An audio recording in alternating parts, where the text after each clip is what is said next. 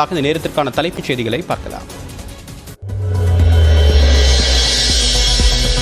தனுஷ்கோடி கோதண்டராமர் கோவிலில் பிரதமர் நரேந்திர மோடி இன்று சுவாமி தரிசனம். அரிசல்முனை கடற்கரை மணலில் சிவலிங்கம் உருவாக்கி சிறப்பு வழிபாடு செய்கிறார்.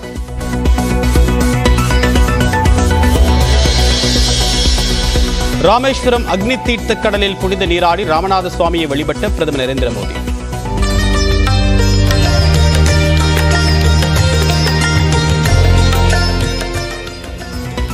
தமிழ் உட்பட 8 மொழிகளில் பாடப்பட்ட ராமாயண பாடல்களை பக்தி பரவசத்துடன் ரசித்தார்.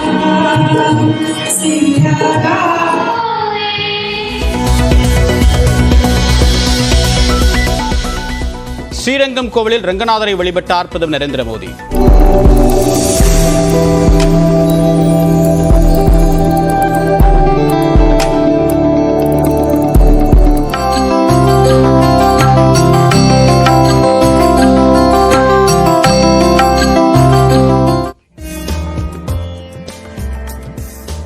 தற்போது ராமநாதபுரம் மாவட்டத்தில் தங்கியிருக்கக்கூடிய பிரதமர் நரேந்திர மோடி அவர்கள் ராமகிருஷ்ணா மடத்தில் தங்கியிருந்த நிலையில் அடுத்ததாக அவருடைய பயண திட்டத்தின்படி தனுஷ்கோடிக்கு சென்று கொண்டிருக்கிறார். அந்த காட்சியை தற்போது நாம் பார்த்துக் கொண்டிருக்கிறோம்.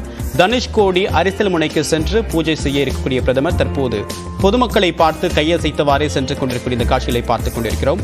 3 நாள் பயணமாக தமிழ்நாடு வந்திருக்கக்கூடிய பிரதமர் நரேந்திர மோடி அவர்கள் முதல் நாள் நிகழ்வில் கேலோ இந்தியா விளையாட்டுப் போட்டிகளை தொடங்கி வைத்த பிறகு அடுத்ததாக ஸ்ரீரங்கம் ரங்கநாதர் கோவிலில் சென்று சுவாமி தரிசனம் மேற்கொண்டார். அதற்கு பிறகு ராமநாதபுரத்தில் இருக்கக்கூடிய திரு ராமநாத சுவாமி கோவிலுக்கு சென்று அங்கு சுவாமி தரிசனம் மேற்கொண்ட நிலையில் தற்போது தனுஷ்கோடி அரிசல்முனைக்கு சென்று அங்கு கோதண்ட ராமர் கோவிலில் வழிபாடு மேற்கொள்ள இருக்கிறார். அதற்கு பிறகு முக்கிய தீர்த்த தலமாக பார்க்கப்படக்கூடிய அந்த அக்னி தீர்த்த கடலில் இறங்கி புனித நீராடிவிட்டு அங்கிருந்து சிவலிங்க மணலை கொண்டு சிவலிங்கம் ஒன்றை உருவாக்கி பூஜை செய்த பிறகு அதற்கு பிறகு நாளை நடைபெற இருக்கக்கூடிய அயோத்தி சிலை பிரதிஷ்டை விழாவில் அவர் பங்கேற்க இருக்கிறார். இது போன்ற பல்வேறு முக்கிய நிகழ்வுகளில் பிரதமர் நரேந்திர மோடி தொடர்ந்து ஈடுபட்டு வருவது குறிப்பிடத்தக்கது. இதன் காரணமாக அங்கு ஏராளமான பாதுகாப்பு ஏற்பாடுகள் செய்யப்பட்டிருக்கின்றன. சுமார் 7000 காவலர்கள் அங்கு குவிக்கப்பட்டிருக்கிறார்கள். பாதுகாப்பு ஏற்பாடுகள் விரிவாக மேற்கொள்ளப்பட்டிருக்கிறது. அந்த காட்சியை தற்போது நாம் பார்க்கிறோம். விவரங்களுடன் ஈரானுடைய சிறப்பு செய்தியாளர் சிவமணி விவரம் என்ன? இது போன்ற பாதுகாப்பு ஏற்பாடுகளும் செய்யப்பட்டிருக்கு. அடுத்தடுத்து அவருடைய திட்டமிடல் என்ன?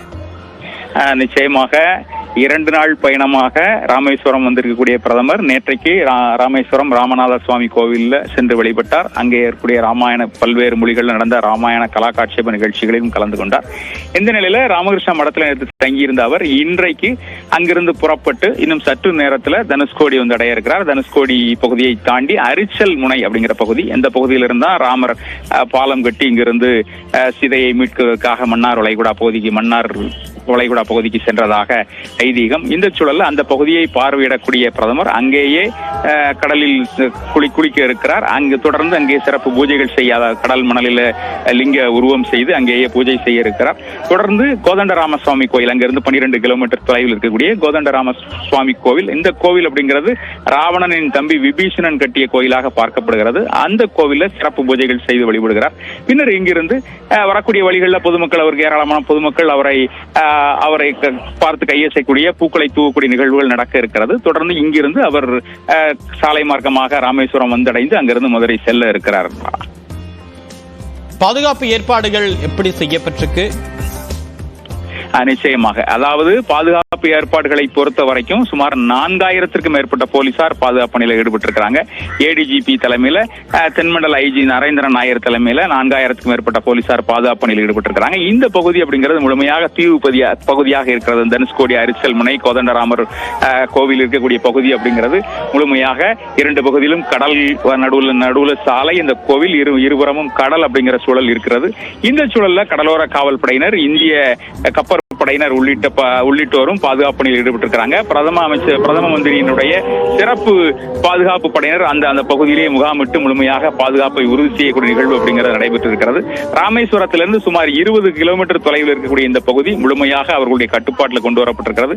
ஒரு தீவு பகுதி அப்படிங்கிற நிலை, நடுவில் இருக்கக்கூடிய ஒரு 60 அடி சாலை, அந்த அசோக சக்கரம் இருக்கக்கூடிய ஸ்தூபி இருக்கக்கூடிய பகுதி, இந்த பகுதி மட்டுமே இருக்கிறது. இருபுறமும் கடலால் சூழப்பட்டிருக்கிறது. இதன் காரணமாக கடலோர காவல் படையினர் மட்டுமல்லாது இந்திய கப்பற்படையினர், உள்ளூர் போலீசார், பிரதம மந்திரியினுடைய சிறப்பு பாதுகாப்பு படையினர் என 5 கட்டங்களாக 5 பாதுகாப்பு வளையங்கள் ஏற்படுத்தப்பட்டிருக்கிறது. இந்த பாதுகாப்பு வளையத்திற்குள்ள பிரதமர் வரக்கூடிய நிலையில தற்போது அங்கிருந்து புறப்படுவதற்கான சாத்தியக்கூறுகள் ரெடியாக இருக்கிறது. அங்கிருந்து அவர் சாலை மார்க்கமாக இந்த பகுதிக்கு வர இருக்கிறார். அடுத்த 15-20 நிமிடங்கள்ல அவர் அரிசல் முனையை அடைவதற்கான வாய்ப்புகள் இருக்கிறது. உங்களுடைய விரிவான தகவலுக்கு நன்றி சிவபணி.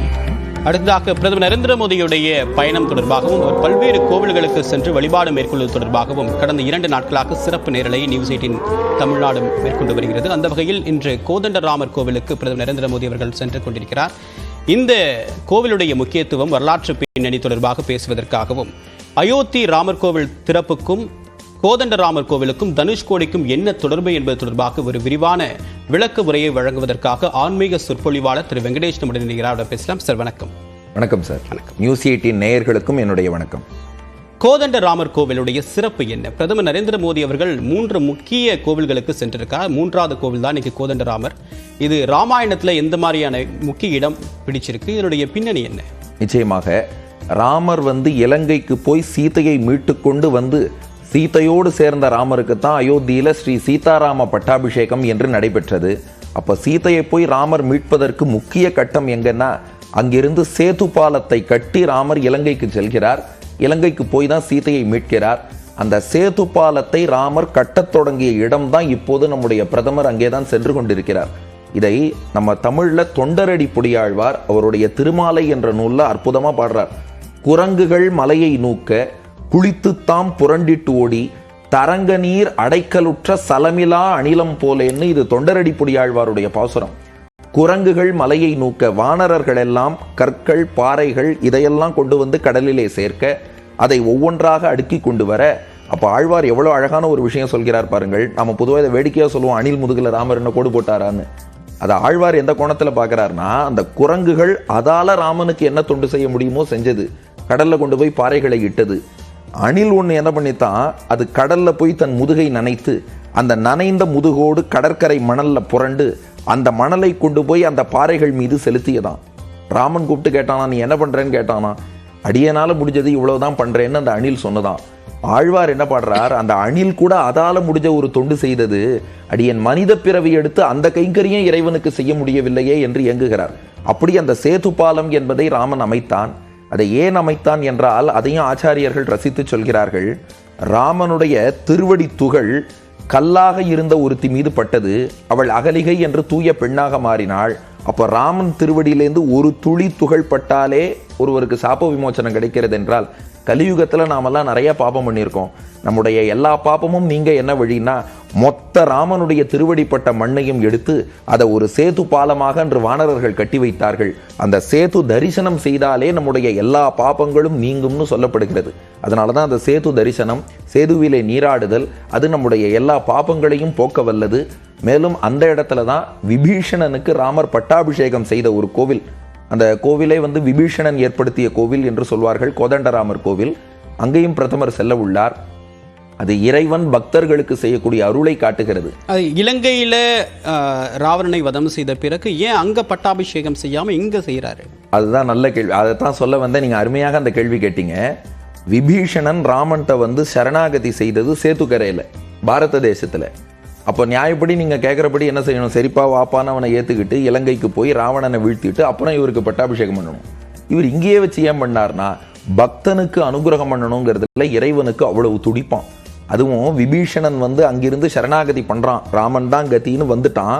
இன்னும் ராமன் ஏத்துக்கல. சுக்ரீவனும் மற்ற வானரர்களும் இவன் கெட்டவன், அண்ணனுக்கு துரோகம் பண்ணணும்னு நினைக்கிறான், இவனை ஏத்துக்காதே என்று சொல்கிறார்கள். ஹனுமான் சொல்றார், நான் இலங்கைக்கு போய் பார்த்திருக்கேன், இவன் நல்லவன், தர்மத்தின்படி வாழ்பவன், இவனை ஏத்துக்கலான்னார். மற்ற வானரர்கள் கெட்டவன் ஏத்துக்காதேன்னு சொன்னாங்க. ஹனுமான் நல்லவன் ஏத்துக்கலான்னார். ராமர் வருந்தினாராம், என்னுடைய கருத்தை யாருமே புரிஞ்சுக்கலையேன்னாராம்.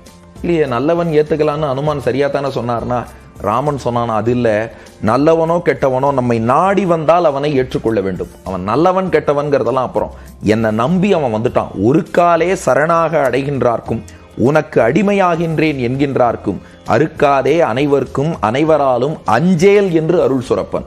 யாருமே, அது இறைவன் மட்டுமில்லை, ஒரு சாதாரண மனுஷனாலும் நம்மளை நம்பி நம்ம வீட்டு வாசல் கோத்தம் வந்துட்டான், அவனை ஏத்துக்கணும். அதனால விபீஷணனை அழைத்தார். என்ன வேணும்னு கேட்கிறார். அவன் சொல்றான், அது வால்மீகியோட ஸ்லோகமே இருக்கு, பவத்கதம் மே ராஜ்யம் ச ஜீவிதம் ச சுகானி ச, எல்லாமே எனக்கு நீங்க தான், உங்களுக்கு தொண்டு செய்தால் போறோம்னா. ராமன் என்ன பண்ணார், தொண்டோடு சேர்த்து இலவச இணைப்பா இலங்கை ராஜ்யத்தையும் இப்போதே உனக்கு தருகிறேன்னு லக்ஷ்மணன் மூலமாக அவனுக்கு பட்டாபிஷேகம் பண்ண வைத்தார். பின்னாடி ராவணனை வீழ்த்தினா அந்த ராஜ்யத்தை அவனுக்கு தான் கொடுக்க போறார். ஆனா ராமனுடைய ஆசை என்னன்னா, தன் பக்தர்கள் எல்லாருக்கும் முடிசூடி அழகு பார்த்து கடைசியா தான் பட்டாபிஷேகம் பண்ணிக்கணும்னு நினைச்சார். அதனாலதான் பாருங்களேன், ராம பட்டாபிஷேகம் 14 வருஷம் தள்ளி போய் முதல்ல சுக்ரீவனுக்கு பட்டாபிஷேகம், அதுக்கப்புறம் விபீஷணனுக்கு பட்டாபிஷேகம், எல்லாருக்கும் பண்ணிட்டு கடைசியா தாம் பண்ணிக்கிறார். அப்போ பக்தர்களை வாழ வைக்க வேண்டும்ங்கிறதுல இறைவன் எவ்வளவு விரைவாக அருள் புரிகிறான். அதற்கு அடையாளம் தான் விபீஷணனுக்கு அங்கேயே செய்த பட்டாபிஷேகம்.